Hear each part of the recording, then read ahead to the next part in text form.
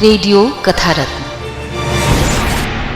Radio कथारत्न पर आज आप सुनेंगे मुंशी प्रेमचंद की लिखी कहानी अग्नि समाधि। कथा पाठ रत्ना रॉय का है। दोस्तों, इस कहानी को शुरू करने से पहले आपसे अनुरोध है कि ऐसी ही रोचक कहानियों के लिए आप हमारे चैनल को सब्सक्राइब जरूर करें, ताकि इस तरह की कहानियों को आप सबसे पहले सुन पाएं। तो चलिए शुरू करते हैं आज की कहानी अग्नि समाधि।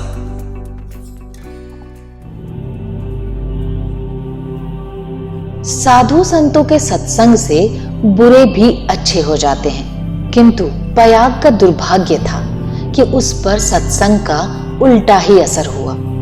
उसे गांजे, चरस और भंग का चस्का पड़ गया, जिसका फल यह हुआ कि एक मेहनती उद्यमशील युवक आलस्य का उपासक बन बैठा। जीवन संग्राम में यह आनंद कहां? किसी वट वृक्ष के नीचे धूनी जल रही है, एक जटाधारी महात्मा विराज रहे हैं, भक्तजन उन्हें घेरे बैठे हुए हैं और तिल तिल पर चरस के दम लग रहे हैं। बीच बीच में भजन भी हो जाते हैं। मजूरी धातुरी में यह स्वर्ग सुख कहां? चिलम भरना पयाग का काम था। भक्तों को परलोक में पुण्य फल की आशा थी। पयाग को तत्काल फल मिलता था। चिलमों पर पहला हक उसी का होता था। महात्माओं के श्रीमुख से भगवत चर्चा सुनते हुए वह आनंद से विहल हो उठता था। उस पर आत्मविस्मृति सी छा जाती थी। वह सौरभ, संगीत और प्रकाश से भरे हुए एक दूसरे ही संसार में पहुंच जाता था। इसलिए जब उसकी स्त्री रुक्मिन रात के 10-11 बज जाने पर उसे बुलाने आती, तो पयाग को प्रत्यक्ष क्रूर अनुभव होता। संसार उसे कांटों से भरा हुआ जंगल सा दिखता। विशेषतः जब घर आने पर उसे मालूम होता कि अभी चूल्हा नहीं जला और चने चबेने की कुछ फिक्र करनी है। वह जाति का भर था। गांव की चौकीदारी उसकी मिरास थी। 2 रुपए और कुछ आने वेतन मिलता था।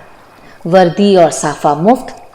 काम था सप्ताह में 1 दिन थाने जाना, वहां अफसरों के द्वार पर झाड़ू लगाना, अस्तबल साफ करना, लकड़ी चीरना। पयाग रक्त के घूंट पी पी कर यह काम करता, क्योंकि अवज्ञा शारीरिक और आर्थिक दोनों ही दृष्टि से महंगी पड़ती थी।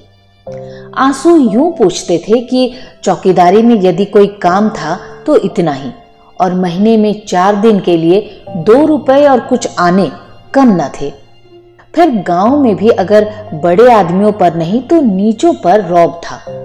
वेतन पेंशन थी, और जब से महात्माओं का संपर्क हुआ वह पयाग के जेब खर्च की मद में आ गई।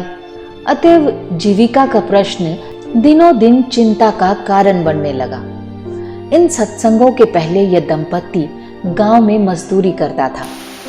रुक्मिन लकड़ियां तोड़कर बाजार ले जाती। पयाग कभी आरा चलाता, कभी हल जोतता, कभी पूर हाँकता। जो काम सामने आ जाए उसमें जुट जाता था।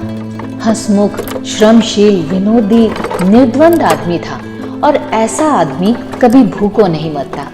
उस पर नम्र इतना कि किसी काम के लिए ना नहीं करता था। किसी ने कुछ कहा और वह अच्छा भैया कहकर दौड़ पड़ता। इसलिए उसका गांव में मान था। इसी की बदौलत निरुद्यम होने पर भी 2-3 साल उसे अधिक कष्ट ना हुआ। परंतु अब यह समस्या दिन पर दिन विषमतर होती जाती थी। उस पर विपत्ति यह थी कि रुक्मिन भी अब किसी कारण से उसकी पतिपरायण, उतनी सेवाशील, उतनी तत्पर न थी। नहीं, उतनी प्रगल्भता और वाचलता में आश्चर्यजनक विकास होता जाता था। अतः पयाग को किसी ऐसी सिद्धि की आवश्यकता थी जो उसे जीविका की चिंता से मुक्त कर दे, और वह निश्चिंत होकर भगवत जन और साधु सेवा में प्रवृत्ता हो जाए। एक दिन रुक्मिन बाजार में लकड़ियां बेचकर लौटी तो पयाग ने कहा, ला कुछ पैसे दे दे, दम लगाऊं। रुक्मिन ने मुंह फेर कर कहा, दम लगाने की ऐसी चाट है तो काम क्यों नहीं करते? क्या आजकल कोई बाबा नहीं है जो जाकर चिलम भरो? पयाग ने त्योरी चढ़ाकर कहा, भला चाहती है तो पैसे दे दे, नहीं तो इस तरह तंग करेगी तो एक दिन कहीं चला जाऊंगा, तब रोएगी। रुक्मिन अंगूठा दिखाकर बोली, रोए मेरी बला से? तुम रहते ही हो तो कौन सा सोने का कौर खिला देते हो? अब भी छाती फाड़ती हूँ, तब भी छाती फाड़ूंगी। तो अब यही फैसला है? हाँ हाँ, कह तो दिया, मेरे पास पैसे नहीं हैं। गहने बनवाने के लिए पैसे हैं और मैं 4 पैसे मांगता हूँ तो यूं जवाब देती है? रुक्मिन तुनक कर बोली, गहने बनवाती हूँ तो तुम्हारी छाती क्यों फटती है? तुमने तो पीतल का छल्ला भी न बनवाया, इतना भी नहीं देखा जाता। पयाग उस दिन घर नहीं लौटा। रात के 9 बज गए। तब रुक्मिन ने किवाड़ बंद कर लिए। समझी गांव में कहीं छिपा बैठा होगा, समझता होगा मुझे मनाने आएगी, मेरी बला जाती है। जब दूसरे दिन भी पयाग न आया तो रुक्मिन को चिंता हुई। गांव भर छान आई, पयाग कहीं न मिला। उस दिन उसने रसोई नहीं बनाई। रात को लेटी भी तो बहुत देर तक आंखें न लगी। शंका हो रही थी, पयाग सचमुच तो विरक्त नहीं हो गया। उसने सोचा प्रातःकाल पत्ता पत्ता छान डालूंगी, किसी साधु संत के साथ होगा, जाकर थाने में रपट कर दूंगी। अभी तड़का ही हुआ था कि रुक्मिन थाने चलने को तैयार हो गई।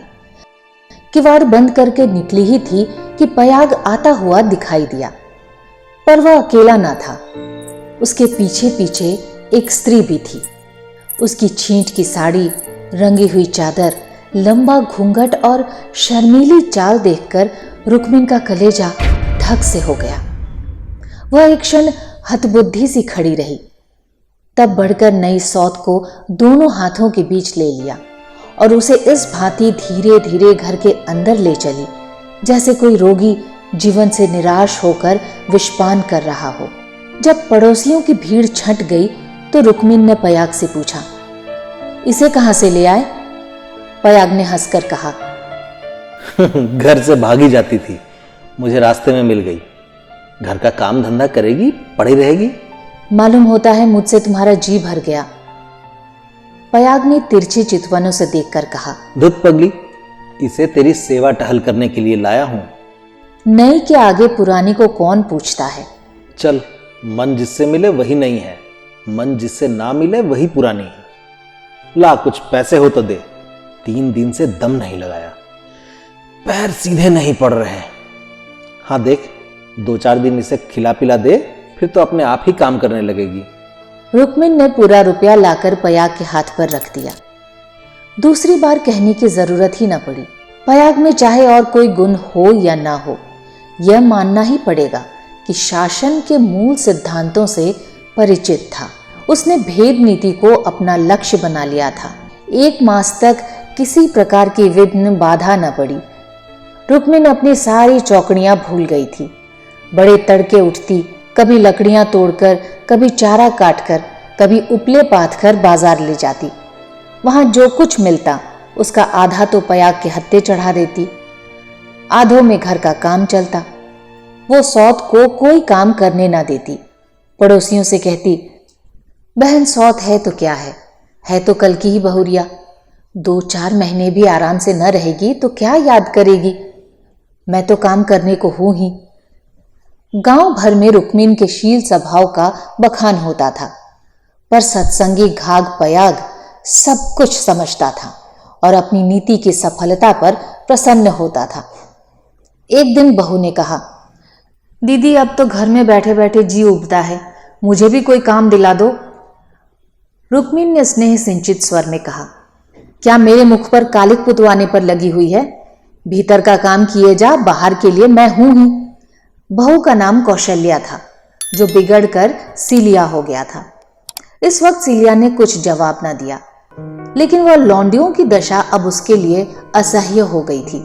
वह दिन भर घर का काम करते करते मरे, कोई नहीं पूछता। रुक्मिन बाहर से 4 पैसे लाती है तो घर की मालकिन बनी बैठी है। अब सीलिया भी मजूरी करेगी और मालकिन का घमंड तोड़ देगी। पयाग पैसों का यार है, यह बात उससे अब छिपी न थी। जब रुक्मिन चारा लेकर बाजार चली गई तो उसने घर की टट्टी लगाई और गांव का रंग ढंग देखने के लिए निकल पड़ी। गांव में ब्राह्मण, ठाकुर, कायस्थ, बनिए सभी थे। सीलिया ने शील और संकोच का कुछ ऐसा स्वांग रचा कि सभी स्त्रियां उस पर मुग्ध हो गई। किसी ने चावल दिया, किसी ने दाल तो किसी ने कुछ। नई बहू की आवभगत कौन न करता। पहले ही दौरे में सीलिया को मालूम हो गया कि गांव में पिसनहारी का स्थान खाली है और वह इस कमी को पूरा कर सकती है। वह यहां से घर लौटी तो उसके सर पर गेहूं से भरी हुई एक टोकरी थी। पयाग ने पहर रात ही से चक्की की आवाज सुनी तो रुक्मिन से बोला, आज तो सिलिया अभी से पीसने लगी। रुक्मिन बाजार से आटा लाई थी। अनाज और आटे के भाव में विशेष अंतर न था। उसे आश्चर्य हुआ कि सिलिया इतनी सवेरे क्या पीस रही है। उठकर कोठरी में आई तो देखा सिलिया अंधेरे में बैठी कुछ पीस रही है। उसने जाकर उसका हाथ पकड़ लिया और टोकरी को उठाकर बोली, तुझसे किसने पीसने को कहा है? किसका अनाज पीस रही है? सिलिया ने निशंक होकर कहा, तुम जाकर आराम से सोती क्यों नहीं? मैं पीसती हूं तो तुम्हारा क्या बिगड़ता है? चक्की की घुमर घुमर भी सही नहीं जाती। लाओ टोकरी दे दो, कब तक बैठे बैठे खाऊंगी? 2 महीने तो हो गए। मैंने तो तुझसे कुछ नहीं कहा। तुम कहो ना कहो, अपना धर्म भी तो कुछ है। तू अभी यहाँ के आदमियों को नहीं जानती। आटा तो पिसाते सबको अच्छा लगता है, पैसे देते रोते हैं। किसका गेहूं है? मैं सवेरे उसके सर पर पटकाऊंगी। सिलिया ने रुक्मिन के हाथ से टोकरी छीन ली और बोली, पैसे क्यों ना देंगे? कुछ बेकार करती हूं? तू ना मानेगी, तुम्हारी लौंडी बनकर ना रहूंगी। यह तकरार सुनकर पयाग भी आ पहुंचा और रुक्मिन से बोला, अरे काम करती है तो करने क्यों नहीं देती? अब क्या जन्म भर बहुरिया ही बनी रहेगी? हो गए 2 महीने। तुम क्या जानो, नाक तो मेरी कटेगी। सिलिया बोल उठी, तो क्या कोई बैठे खिलाता है? चौका बर्तन झाड़ू बुहारू रोटी पानी पीसना कूटना यह कौन करता है? पानी खींचते खींचते मेरे हाथ में गड्ढे पड़ गए। मुझसे अब सारा काम ना होगा। पयाग ने कहा, तो तू ही बाजार जाया कर, घर का काम रहने दे, रुक्मिन कर लेगी। रुक्मिन ने आपत्ति की, ऐसी बात मुंह से निकालते लाज ना आती? 3 दिन की बहुरिया बाजार में घूमेगी तो संसार क्या कहेगा? सिलिया ने आग्रह से कहा, संसार क्या कहेगा? क्या कोई ऐब करने जाती हूं? सिलिया की डिग्री हो गई। अधिपत्य रुक्मिन के हाथ से निकल गया। सिलिया की अमलदारी हो गई। जवान औरत थी, गेहूं पीसकर उठी तो औरों के साथ घास छीलने चली गई और इतनी घास छीली कि सब दंग रह गई। गट्ठा उठाए ना उठता था। जिन पुरुषों को घास छीलने का अभ्यास था उनसे भी उसने बाजी मार ली। यह गट्ठा 12 आने का बिका। सिलिया ने आटा चावल दाल तेल नमक तरकारी मसाला सब कुछ लिया और 4 आने बचा भी लिए। रुक्मिन ने समझ रखा था कि सिलिया बाजार से 2-4 आने पैसे लेकर लौटेगी तो उसे डांटूंगी और दूसरे दिन फिर से बाजार जाने लगूंगी, फिर मेरा राज्य हो जाएगा।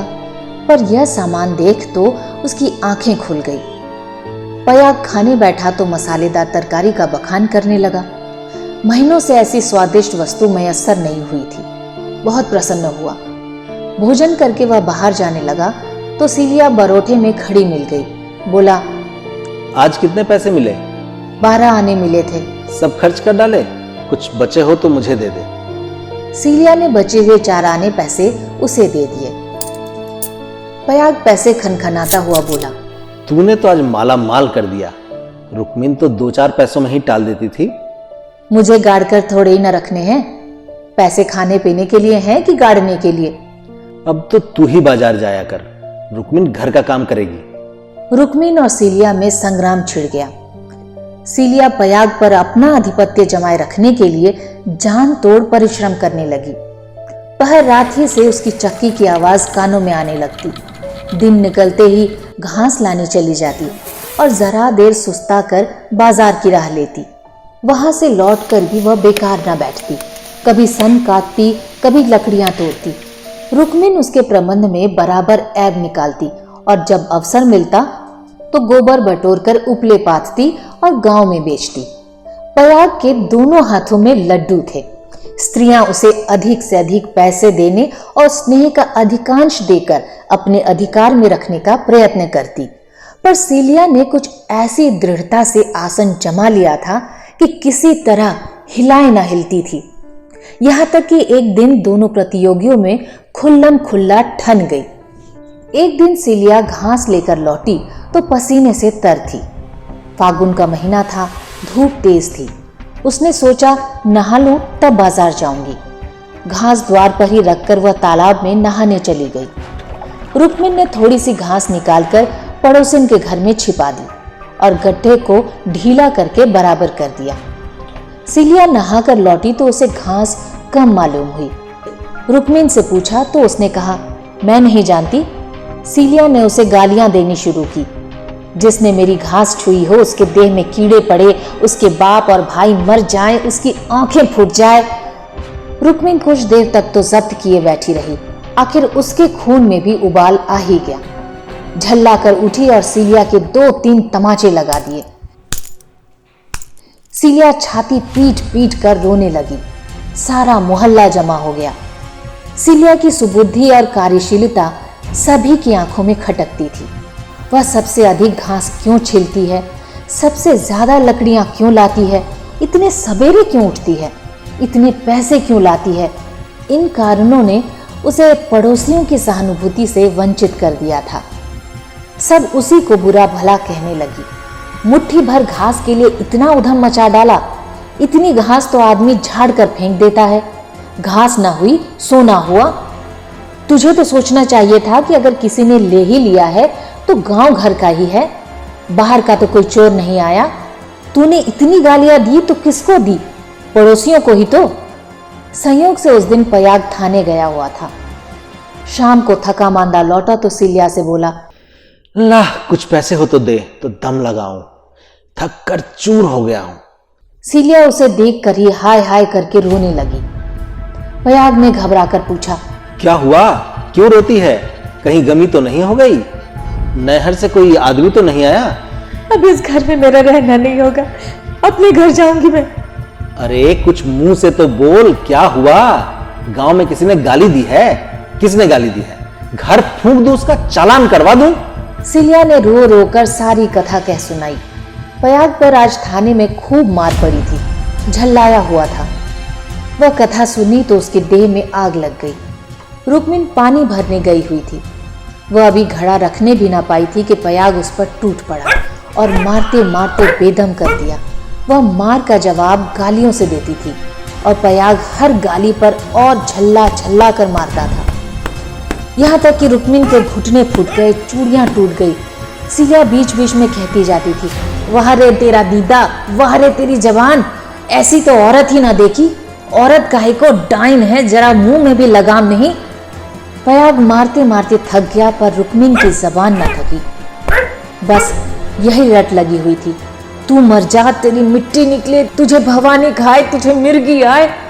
पयाग रह रहकर क्रोध से तिलमिला उठता और आकर 2-4 लातें जमा देता। पर रुक्मिन को शायद आज चोट लगती ही न थी। वह जगह से हिलती भी न थी। सिर के बाल खोले जमीन पर बैठी इन्हीं मंत्रों का पाठ कर रही थी। उसके स्वर में अब क्रोध न था, केवल एक उन्मादमय प्रवाह था। उसकी समस्त आत्मा हिंस कामना की अग्नि में प्रज्वलित हो रही थी। अंधेरा हुआ तो रुक्मिन उठकर एक ओर निकल गई, जैसे आंखों से आंसू की धार निकल जाती है। सीलिया भोजन बना रही थी। उसने उसे जाते देखा भी पर कुछ पूछा नहीं। द्वार पर पयाग बैठा चिलम पी रहा था।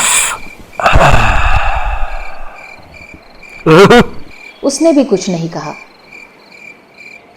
जब फसल पकने लगती थी तो 1.5-2 महीने तक पयाग को हार की देखभाल करनी पड़ती थी। उसे किसानों से दोनों फसलों पर हल के पीछे कुछ अनाज बंधा हुआ था।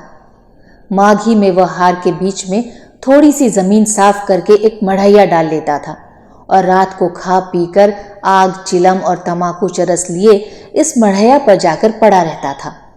चैत के अंत तक उसका यही नियम रहता। आजकल वही दिन थे। फसल पकी हुई तैयार खड़ी थी। 2-4 दिन में कटाई शुरू होने वाली थी। पयाग ने 10 बजे रात तक रुक्मिन की राह देखी।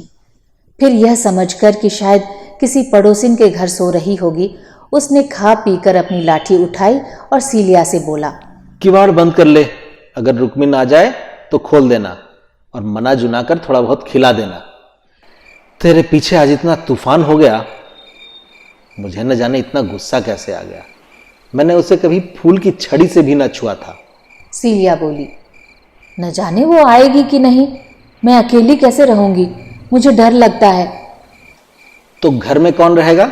सूना घर पाकर कोई लोटा थाली उठा ले जाए तो? डर किस बात का? फिर रुक्मिन तो आती ही होगी। सीलिया ने अंदर से टट्टी बंद कर ली। पयाघार की ओर चला। चरस की तरंग में वह भजन गाता जाता था। अग्नि क्या नैना चमकावे, ठगनी क्या नैना चमकावे, कद्दू काट मृदंग बनाया, नींबू काट मजीरा, कद्दू काट मृदंग बनाया। सहसा सिवाने पर पहुंचते ही उसने देखा कि सामने हार में किसी ने आग जलाई। एक क्षण में एक ज्वाला सी दहक उठी। उसने चिल्लाकर पुकारा, कौन है वहां? अरे यह कौन आग जलाता है? ऊपर उठती हुई ज्वालाओं ने अपनी आग्नेय जिह्वा से उत्तर दिया। अब पयाग को मालूम हुआ कि उसकी मढ़ैया में आग लगी हुई है। उसकी छाती धड़कने लगी। इस मढ़ैया में आग लगाना रुई के ढेर में आग लगाना था। हवा चल रही थी।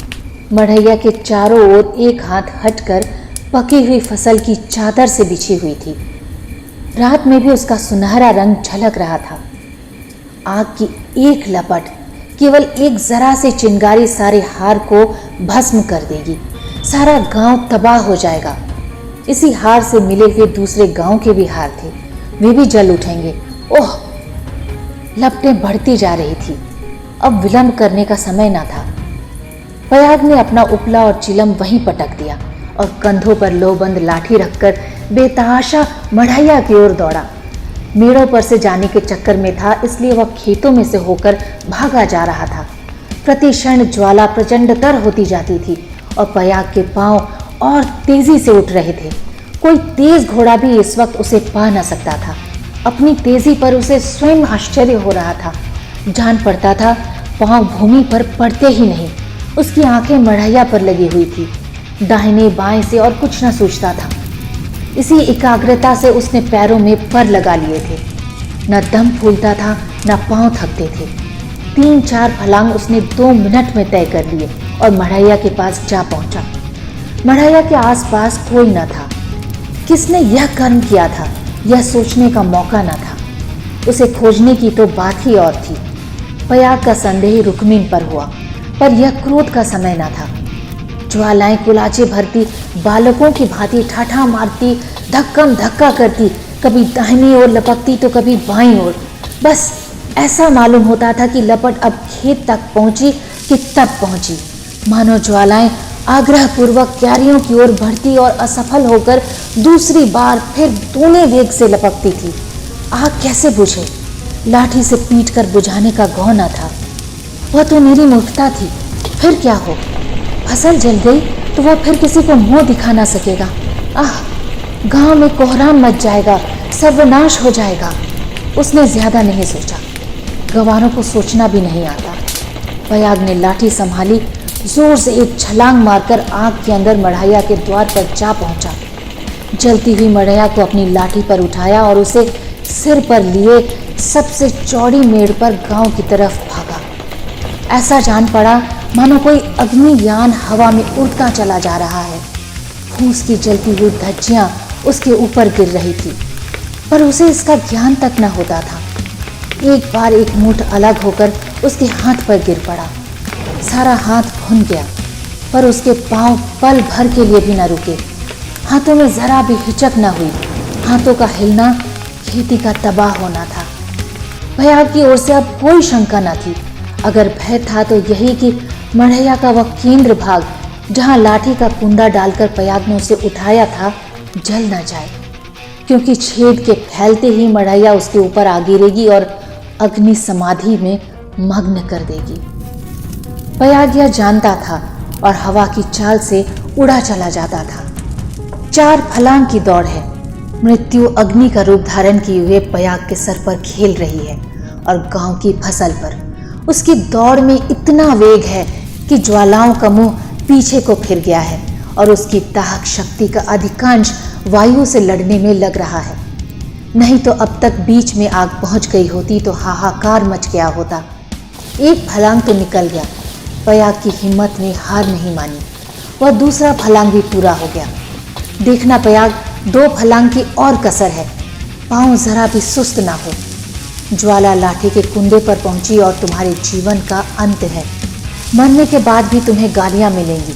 तुम अनंत काल तक आहों की आग में जलते रहोगे। बस 1 मिनट और। अब केवल 2 खेत और रह गए हैं। सर्वनाश। लाठी का कुंदा निकल गया। मढ़ैया नीचे खिसक रही है। अब कोई आशा नहीं। पयाग प्राण छोड़कर दौड़ रहा है। वह किनारे का खेत आ पहुंचा। अब केवल 2 सेकंड का और मामला है। विजय का द्वार सामने 20 हाथ पर खड़ा स्वागत कर रहा है। उधर स्वर्ग है और इधर नर्क। मगर वह मढ़ैया खिसकती हुई पयाग के सर पर आ पहुंची। अब वह भी उसे फेंक कर अपनी जान बचा सकता है, पर उसे प्राणों का मोह नहीं। वह उस जलती हुई आग को सर पे लिए भागा जा रहा है। वहां उसके पांव लड़खड़ाए। अब यह क्रूर अग्नि लीला देखी नहीं जाती। एकाएक एक स्त्री सामने के वृक्ष के नीचे से दौड़ती हुई पयाग के सामने पहुंची। यह रुक्मिन थी। उसने तुरंत पयाग के सामने आकर गर्दन झुकाई और जलती हुई मढ़ैया के नीचे पहुंचकर उसे दोनों हाथों पर ले लिया। उसी दम पयाग मूर्छित होकर गिर पड़ा। उसका सारा मुंह झुलस गया था। रुक्मिन उसके अलाव को लिए हुए 1 सेकंड में खेत के डाढ़े पर आ पहुंची, मगर इतनी दूर में उसके हाथ जल गए, मुंह जल गया और कपड़ों में आग लग गई। उसे अब इतनी सूधी में न थी कि मढ़ैया से बाहर निकल आए। वह मढ़ैया को लिए हुए गिर पड़ी। इसके बाद कुछ देर तक मढ़ैया हिलती रही। रुक्मिन हाथ पांव फेंकती रही। फिर अग्नि ने उसे निगल लिया। रुक्मिन ने अग्नि समाधि ले ली। कुछ देर बाद पयाग को होश आया। सारी देह जल रही थी। उसने देखा वृक्ष के नीचे फूस की लाल आग चमक रही है। वह उठकर दौड़ा और पैर से आग को हटा दिया। नीचे रुक्मिन की अधजली लाश पड़ी हुई थी।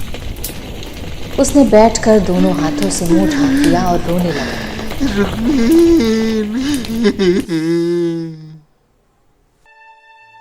प्रातःकाल गांव के लोग पयाग को उठाकर उसके घर ले गए।